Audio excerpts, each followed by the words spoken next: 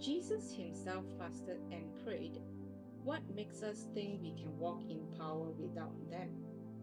So, the idea that believers can walk in spiritual power without fasting and prayer contradicts both the explicit teachings and the lived example of Jesus Christ.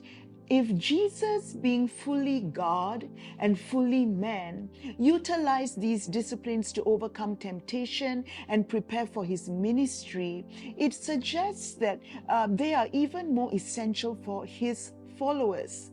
Jesus' 40-day fast in the wilderness, as recorded in Matthew 4 and Luke 4, reveals that true spiritual power is not accessed through human strength, autonomy, or worldly authority, but through complete dependence on God, obedience to His word, and submission of the flesh.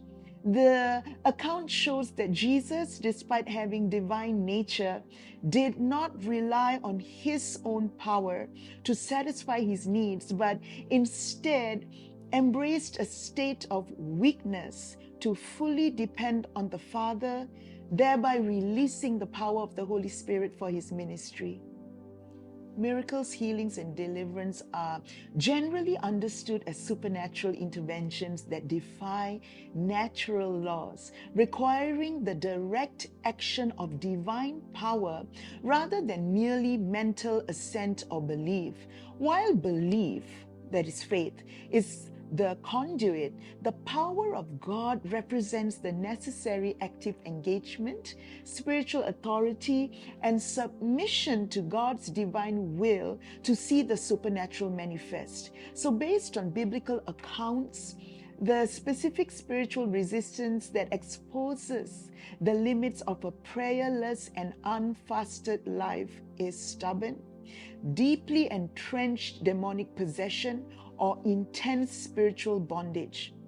Calling believers to fasting and prayer without inducing guilt, fear, or legalistic pressure requires shifting the focus from obligation to invitation and from deprivation to delight. It involves positioning fasting not as a way to twist God's arm or prove one's holiness, but as voluntary, relational tool to deepen intimacy with God.